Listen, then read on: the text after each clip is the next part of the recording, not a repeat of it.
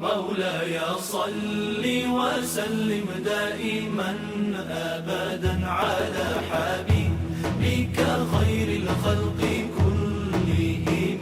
مولاي صل وسلم دائما أبدا على حبيبك خير الخلق كلهم. محمد سيد الكونين والثقلين. محمد سيد الكونين والثقلين. محمد سيد الكونين والثقلين والفريقين من عرب ومن عجم. مولاي صل وسلم دائما أبدا على حبيبك خير الخلق كلهم. مولاي صل وسلم دائما أبدا على حبيبك خير الخلق كلهم. هو الحبيب الذي ترجى شفاعته. هو الحبيب الذي ترجى شفاعته. هو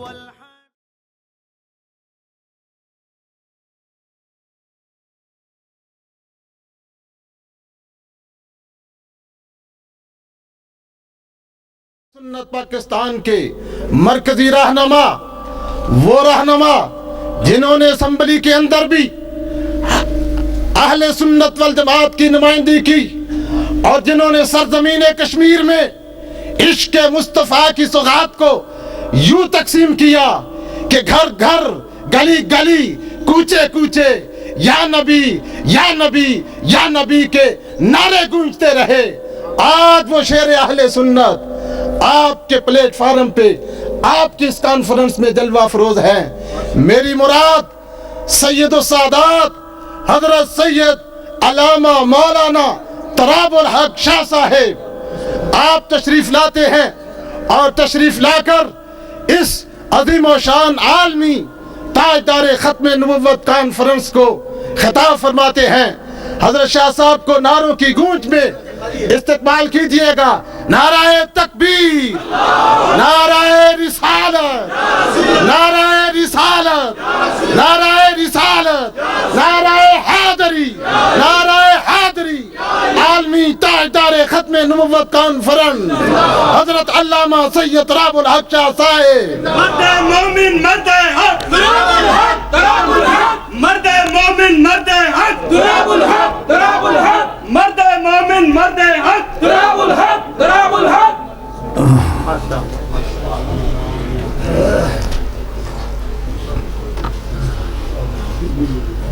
الحمد لله نحمده ونستعينه ونستغفره ونؤمن به ونتوكل عليه ونعوذ بالله من شرور أنفسنا ومن سيئات أعمالنا.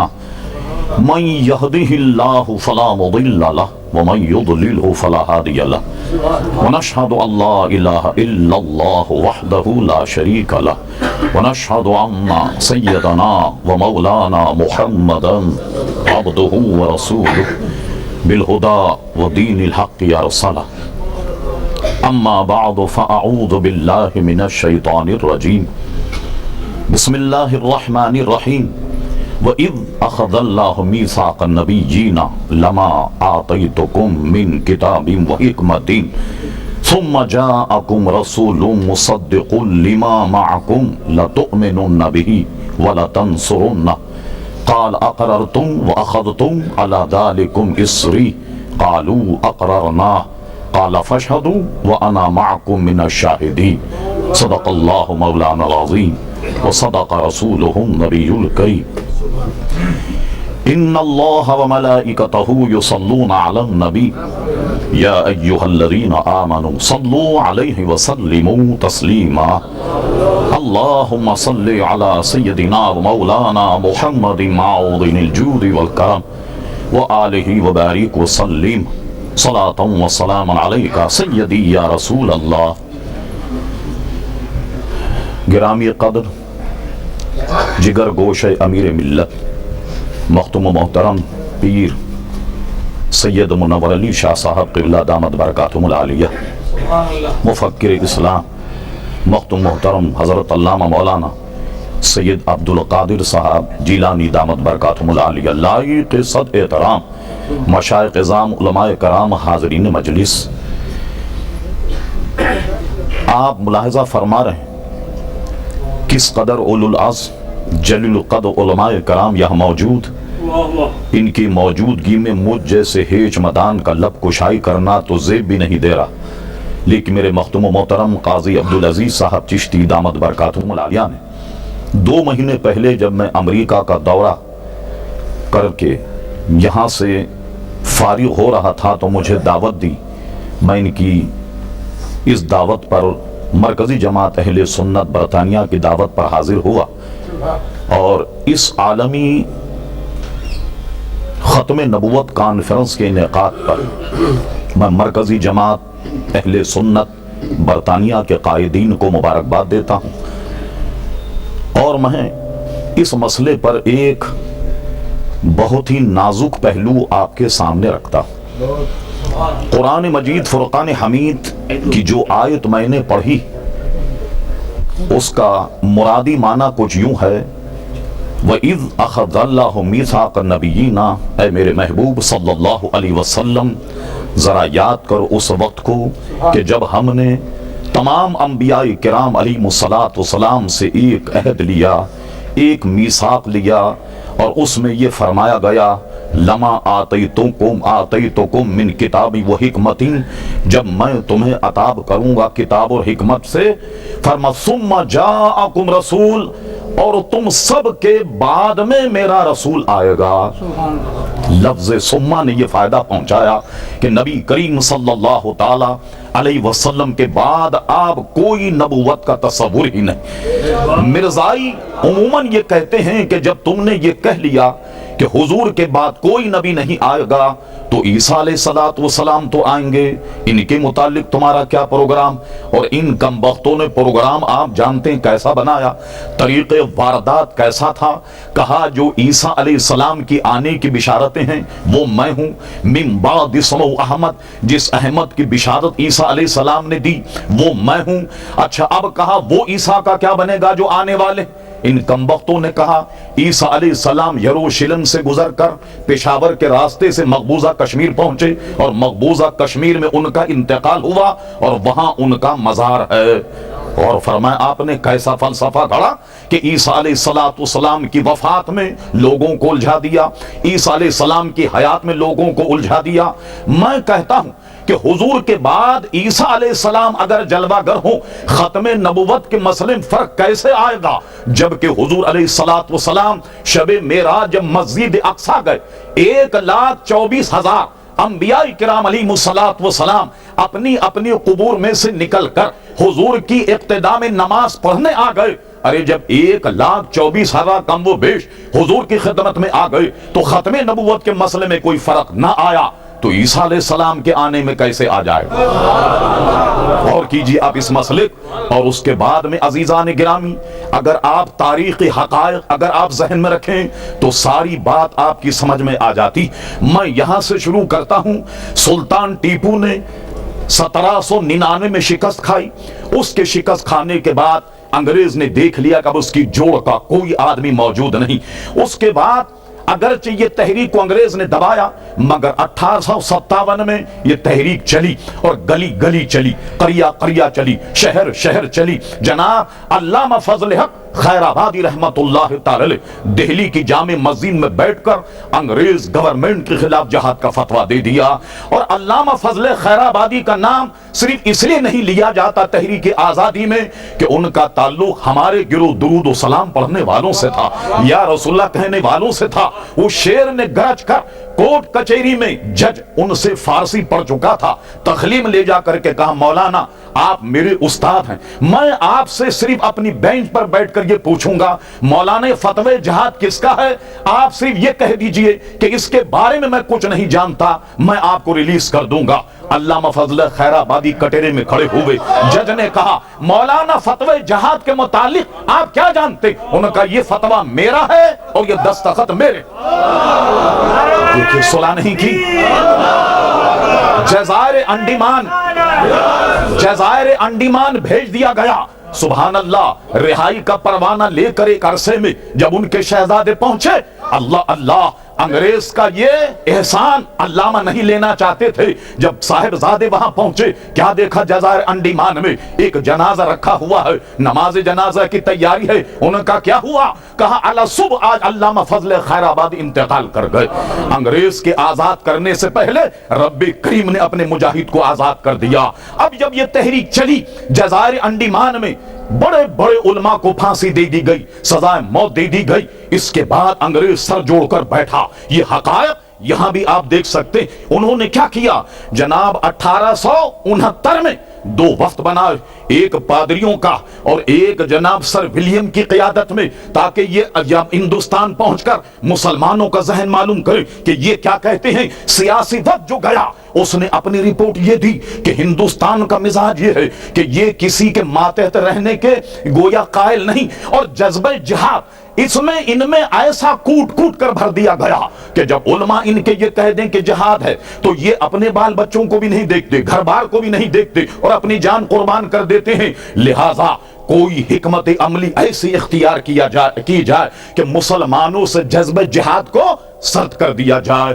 پادریوں نے ہندوستان گھوم کر جب رپورٹ دی، آپ ہی کے لندن کے وائٹ ہال میں ایک کانفرنس 70 میں ہوئی اور دونوں نے اپنی اپنی رپورٹ پیش کی۔ سنیے پادری والی رپورٹ نے کیا کہا۔ پادریوں نے کہا ہم نے جب ہندوستان کو دیکھا، یہاں پیروں کو ماننے والے لوگ بہت زیادہ، اپنے نبی کے بڑے شہدائی حضور کی گستاخی برداشت نہیں کرتے، اور وہ گویا حضور کے نام پر سب کچھ قربان کر دینا چاہتے۔ اس لیے انگریز اگر دوام چاہتا، اگر مسلمانوں پر قبضہ کرنا چاہتا، مسلمانوں پر اقتدار کرنا چاہتا ہے، تو یہ لفظ اس میں موجود ہے، کسی ایسے آدمی کو تلاش کر لیا جائے جو ذلی نبوت کا اعلان کر دے، اور جب وہ اعلان کرے اس کی نبوت کو برطانیہ حکومت سرکاری طور پر اس پودے کو پروان چڑھائے، اور اس طریقے سے مسلمانوں میں انتشار پیدا کرنے میں ہم کامیاب ہو جائیں گے۔ مگر پادریوں نے ایک بات ضرور کہہ دی، اور انہوں نے یہ کہا فی الواقع مسلمانوں میں ایسا آدمی تلاش کرنا ہی بہت بڑی بات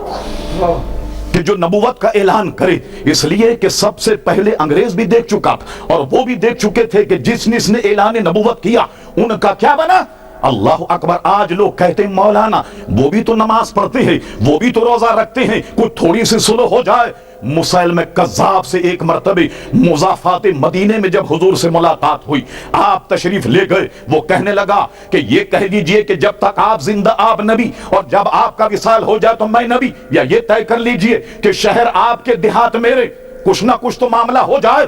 میرے آقا کے ہاتھ میں کھجور کی ایک ٹہنی تھی، فرمایا مسیلمہ کذاب سن، کسی معاہدے کے عوض میں، ارے دیہات تیرے کیا ہوں گے، شہر تیرے کیا ہوں گے، یا میرے بعد تیری موت کیا ہوگی، قسم خدا کی میں تجھے یہ خشک چھڑی دینے کے لیے تیار نہیں۔ تجھے دیہات کہاں سے دوں گا، تجھے شہر کہاں سے دوں گا، کوئی بات نہیں مانی گئی، اس لیے کہ جو مصطفیٰ کا باغی ہے اس سے کسی قسم کی ہماری صلح نہیں ہو سکتی۔ اب کیا ہوا عزیزان گرامی، یہ پوری رپورٹ جو میں آپ کو بتا رہا ہوں، ایک آدمی انہوں نے تیار کر لیا جس کا نام مرزا غلام احمد قادیانی تھا، اور اس کی نبوت کا اعلان کروایا اور اس پودے کو پروان چڑھایا۔ یہ سارے وفود وائٹ ہال لندن میں جب یہ ہوئی اور یہ ساری تجاویز آئیں، یہ پوری مرتب رپورٹ موجود ہے، The Arrival of British Empire in India، اس کو آپ دیکھ سکتے ہیں۔ یہ ساری رپورٹ مرتب کرنے کے بعد اب مرزا کو نبوت کا چسکا دے کر اور اس کو چڑھایا گیا۔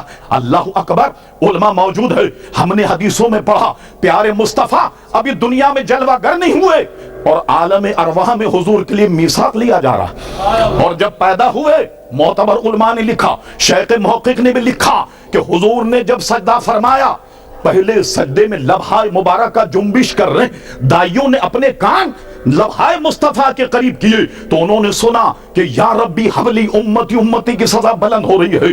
سچے نبی کی شان تو یہ ہے کہ عیسیٰ علیہ السلام کے لیے جب حضرت مریم علیہ السلام کے پاس لوگ پہنچے، انہوں کا جو پوچھنا ہے اس بچے سے پوچھو۔ انہوں نے کہا بچہ تمہاری پاک دامنی کیا بیان کرے گا؟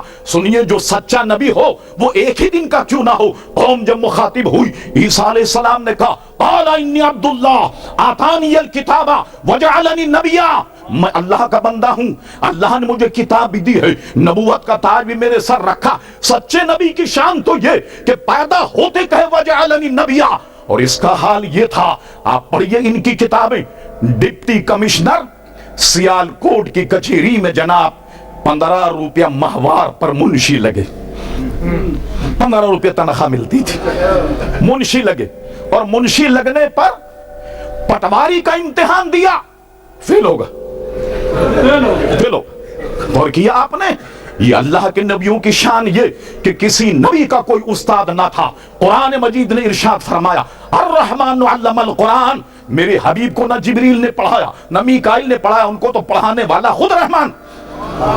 صاحب امتحان دیا، فیل ہو گئے، نہ جانے کتنی مرتبہ مرغا بنے ہوں گے، نہ جانے استادوں کی کتنی سوٹی کھائے ہوں گے، اور اس کے بعد جا کر کے کہتے ہیں کہ میں نبی ہوں، کبھی کہا مصلح ہوں، اور کبھی کہتا میں مجدد ہوں، اور کبھی اس نے کہا نبی ہوں، اور کبھی کہتا رسول ہوں۔ اور اس انگریز گورنمنٹ نے اس پودے کو ابھارا اور چڑھایا۔ دیوبند حضرات نے تو خالی دروازہ کھولا، یہ پھاٹک میں گھس گیا، اور لوگ کہنے لگے کیا؟ میں بڑی ذمہ داری سے عرض کرتا ہوں، سارے کاغذات فائل میں موجود، ریکارڈ میں نے مفتی محمد شفیع صاحب جو 30 برس تک دیوبند میں فتوے لکھتے رہے، پاکستان میں ایک عرصے تک وہ رہے، ہم نے ان سے استفتاء کیا، بتائیے اس عبارت میں ختم نبوت کا انکار ہے یا نہیں؟ انہوں نے کہ ہم نے کیا لکھا؟ کہتا ہے بالفرض حضور کے بعد یا حضور کے بعد کوئی نبی تصور کیا جائے، خاتمیت محمدیہ میں کچھ فرق نہ آئے گا۔ ہم نے کس عبارت کے متعلق بتائیے؟ علماء موجود ہیں، علامہ جیلانی صاحب دامت برکاتہم العالیہ، مفتی دیوبند، عالم اسلام کا مفتی، اس نے جواب دیا مولانا لفظ بالفرض کو ذرا غور سے پڑھیے، یہ آپ نے نہیں دیکھا جیسا کہ مجھ سے کب حدیث میں بیان ہوئی کہ میرے بعد کوئی نبی نہیں، اگر ہوتے تو عمر ابن خطاب ہوتے۔ یہ تو اگر مگر کا مسئلہ ہے کہ پھر یہ کہ حضور کی ذات مقدسہ، یعنی یہ کہ حضور کے بعد بھی بالفرض کوئی نبی پیدا، خاتمے فرق نہیں آئے گا۔ مولانا لفظ بالفرض کو ذرا غور سے پڑھی، جب لفظ بالفرض آپ کی سمجھ میں آ جائے گا، مسئلہ بھی سمجھ میں آ جائے گا۔ پھر ہم نے ان سے کہا مولانا ذرا ان عبارتوں کا جواب دیجئے، آپ کہتے ہیں لفظ بالفرض سے ختم نبوت کے مسئلے پر کوئی فرق نہیں آیا، اب ہماری عبارت سن لیجئے۔ زید کہتا ہے بالفرض بکر کی آنکھ پھوٹ جائے، بینائی میں تو فرق نہیں آئے گا، علماء کرام۔ زید کہتا ہے بالفرض بکر کی آنکھ پھوٹ جائے، بینائی میں تو فرق نہیں آئے گا۔ بالفرض زید کی ٹانگ ٹوٹ جائے، چال میں تو فرق نہیں آئے گا۔ بالفرض کسی وہابی کو چوراہے پہ پکڑ کر ننگا کر کے جوتے مارے جائیں، عزت میں تو فرق نہیں آئے گا۔ نہیں آنا چاہیے، آنا ہی نہیں چاہیے۔ اب مجھے بتاؤ عوام اہل سنت، لفظ بالفرض نے کیا فائدہ پہنچایا؟ کوئی فائدہ اس نے نہیں پہنچایا، یہ ہیلے اور بہانے ہیں۔ تو تم نے تو گیٹ کھولا، وہ پھاٹک کھول کر گھس گیا، اور اس نے صرف یہی نہیں کہ دعوی نبوت کیا بلکہ پیارے مصطفیٰ کی گستاخیاں کی ہیں، صحابہ کی گستاخیاں کی ہیں، عیسیٰ علیہ السلام کی گستاخیاں کی ہیں۔ اللہ اکبر، یہ صحرا الحمدللہ اہل سنت کے سر ہے۔ اگر اہل حدیث صحرا باندھنا چاہیں، علماء دیوبند صحرا باندھنا چاہیں، ان کم وقت میں تو شادی کا صحرا نہ جائے تو یہ صحرا کہاں باندھے؟ یہی صحرا ان کے نزدیک ناجائز ہے شادی کا، تو ختم نبوت کا صحرا وہ کہاں سے باندھیں گے؟ اب آئیے مقدمہ سنیے، یہ میں ایسے نہیں کہہ رہا، پوری کتاب حوالوں کے ساتھ موجود ہے میرے بریف کیس میں۔ آئیے اہل حدیث اگر اس معاملے میں چیمپئن بننا شروع کریں تو جناب آپ کے مولوی ثناء اللہ امرتسری تو اس کے پیچھے نماز تک کو جائز قرار دیتے۔ اخبار امرتسر موجود اور اس کی پوری فائل مناظر اسلام حضرت اللہ مولانا ضیاء اللہ صاحب سیال کوٹی کے پاس موجود ہے، اور کئی مناظر میں انہیں شکست ہوئی، انہوں نے آنکھوں سے دیکھا کہ ثناء اللہ امرتسری نے مرزائیوں کے پیچھے نماز پڑھنے تک کو جائز قرار دیا، اور علماء دیوبند تو ہمارے منہ لگنے کے لائق نہیں، اس لیے کہ وہ تو خود اس مسئلے میں الجھے ہوئے ہیں۔ سنیوں کی طرف آئیے، الحمدللہ جب یہ تحریک چلی، اعلیٰ حضرت امام اہل سنت مجد ملت حاضرہ صاحب الحجت القاہرہ المؤید ملت طاہرہ مولانا شیخ احمد رضا خان فاضل بریلوی میدان میں آئے، صدر الافاضی بدر المماسی مفتی نعیم الدین مراد آبادی رحمت اللہ علیہ، صدر الشریعہ بدو طریقہ حضرت علامہ مولانا امجد علی صاحب رحمت اللہ علیہ، اور یہاں آئیے غیر مرکز ہندوستان پنجاب کی طرف امیر ملت پیر جماعت علی شاہ صاحب علی پوری نے للکار کر کہا کہ مرزا تیرے تو کچھ نام ہوں گے اور کسی کے نام ہوں گے، میری اماں نے تو مجھ اکیلے کا نام جماعت علی رکھا ہے، مجھ ایک کا نام جماعت علی رکھا ہے، یہ مخاطب مت ہونا کہ میں ایک ہوں، میری ماں نے تو میرے ایک کا نام جماعت علی رکھا۔ پیر صاحب گولہ شریف اللہ اکبر میدان میں آئے۔ عزیز گرامی سچ کہتا ہوں کہ اس کے آنے پر اگر یہ قد آور علماء میدان میں نہ ہوتے، علامہ ابو البرکات صاحب فرماتے تھے پنجاب کے تو چوہے بھی قادیانی ہو جاتے۔ بڑا کردار ہے ہمارے علماء کا اس تحریک کے مقابلے میں۔ عزیزان گرامی اب آئیے 52 کا آخر 53 کے اوائل میں جب یہ تحریک چلی، ہزاروں مسلمان جاں بحق ہوئے، تحریک خط نبو زندہ باد کہہ کر نعرے لگا کر کود جاتے اور گولیوں کا نشانہ بنتے۔ مسجد وزیر خان میں جب فائرنگ ہوئی، خون ایسے بہ رہا تھا جیسے بارش کا پانی بہتا تھا۔ لاہور کے جلوسوں پہ جب فائرنگ ہوئی، صرف وہ لوگ زندہ بچے کہ جو لاشوں کے نیچے دب گئے۔ ارے ختم نبوت کی روٹی کھانے والا، یہ کام کس نے کیا؟ تم چندہ کر رہے ہو، تم زکوٰۃ جمع کرتے ہو کراچی میں، قربانی کی کھالیں جمع کرتے ہو، تم فطرہ جمع کرتے ہو کہ ختم نبوت کے مسئلے کا تم مقابلہ کرو۔ ارے تم تو خود اپنے اس مسئلے میں الجھے ہوئے ہو، اور لفظ ختم نبوت پر یہی ان 2-3 علماء تک بات محدود نہیں رہتی، بلکہ ان کی عبارتوں کو امام اہل سنت نے لکھا، فتح حسام الحرمین علماء عرب پر پیش کیا، 32 حرمین شریفین کے علماء نے دستخط کی۔ یہ بات تھی 1326 اور 1346 میں حضرت علامہ شیر بیش سنت مولانا حشمت علی خان صاحب رحمت اللہ علیہ نے ایک فتویٰ مرتب کیا، ایک سوال بر صغیر کے تمام علماء کو بھیجا۔ اللہ اکبر، اس پر بر صغیر کے علماء نے 268 علماء کے دستخط اس میں موجود ہیں، جو الصوارم الہندیہ کے نام سے چھپا۔ یہ سارا ثمر جو ہے یہ اہل سنت کے حصے میں ہے۔ اور اس کے بعد جب یہ تحریک چلی، بڑی ذمہ داری سے کہتا ہوں، علامہ ابو الحسنہ صاحب جیل چلے گئے، حضرت علامہ سید فیض الحسن شاہ صاحب آلو مہار شریف یہ جیل چلے گئے، مولانا خلیل احمد صاحب، مولانا عبدالستار خان نیازی، ان کو پھانسی کی سزا ہو گئی۔ اللہ اللہ، یہ پھانسی کے کمرے میں ڈال دیے گئے۔ مولانا عبدالستار خان نیازی کا ہم ایک رسالہ نکالتے تھے ترجمان اہل سنت، اس میں ان کا انٹرویو موجود ہے۔ وہ فرما جب میں کال کوٹری میں گیا، ایک اور مولوی کو دیکھا جو پانی مانگ رہا، میں نے پوچھا کیا نام ہے ان کا؟ سید ابو العلا مودودی میرا نام۔ ماشاء اللہ کورٹ کے سامنے مودودی صاحب کا بیان کراچی میں میری فائل میں موجود ہے، ویب سائٹ اگر کوئی آئے ختم نبوت پر وہ میں بیان دینے کے لیے تیار۔ ماشاء اللہ کورٹ کے سامنے مودودی نے بیان دیا کہ ختم نبوت کی تحریک سے میرا کوئی تعلق نہیں، دستخط موجود ہے مودودی صاحب کے اوریجنل، اور کہا میری جماعت یعنی جماعت اسلامی میں جس نے ڈائریکٹ ایکشن میں حصہ لیا، میں نے ان سب کو جماعت سے اسلامی سے نکال دیا ہے، ان کا موجود۔ اور سنیے بات، ہم اور آپ ختم نبوت کے مسئلے میں جمع ہوئے، اپنی تمام تر توانائیاں ادھر لگا دینی چاہیے، اور میں آپ سے کہتا ہوں قسم خدا کی، ناموس مصطفیٰ پر جو وقت خرچ ہو وہی آپ کی زندگی، وہی آپ کی زندگی۔ اب سنیے مولانا عبدالستار خان نیازی رحمت اللہ علیہ، میں مبارکباد دیتا ہوں جماعت اہل سنت کو کہ ان کے خراج تحسین کے لیے آپ نے قرارداد مرتب کی اور یہاں پیش کی۔ مولانا کال کوٹری میں چلے گئے، کمر بند نکال لیا گیا، مولانا خلیل احمد قادری، مولانا عبدالستار خان نیازی، اور اس کے بعد میں ان کی سزا عمر قید میں جب تبدیل ہوئی، کسی اخبار والے نے پوچھا مولانا آپ کی عمر کیا ہے؟ مولانا نے کہا میری عمر 6 دن اور 7 رات. کہ مولانا اب اتنے لمبے چوڑے آدمی یہ کیا مذاق کر رہے ہیں کہ آپ کی عمر 6 دن اور 7 رات.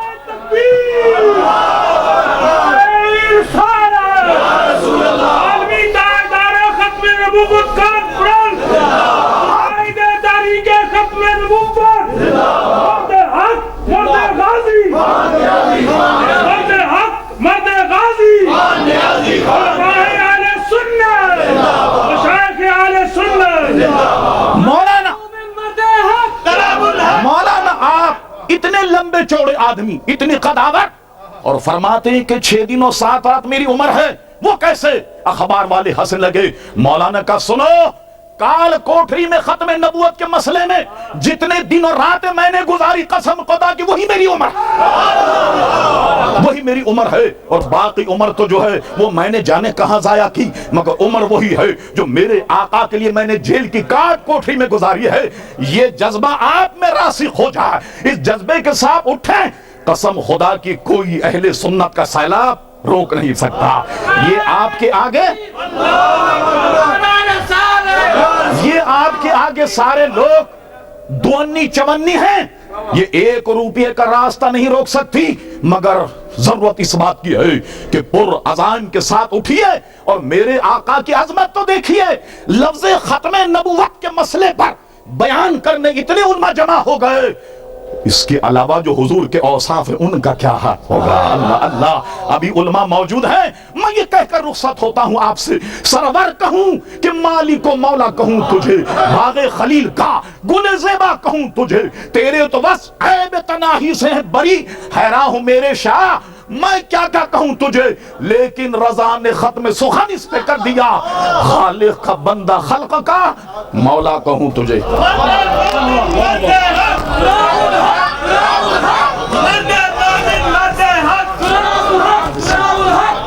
حضرات یہ تھے جماعت اہل سنت کراچی کے امیر پیر طریقت شاہ تراب الحق صاحب جنہوں نے ولولہ انگیز خطاب سے مجھے اور آپ کو نوازا. میں یہ سمجھتا ہوں مولاي صل وسلم دائما أبدا على حبيبك خير الخلق كلهم. مولاي صل وسلم دائما أبدا على حبيبك خير الخلق كلهم.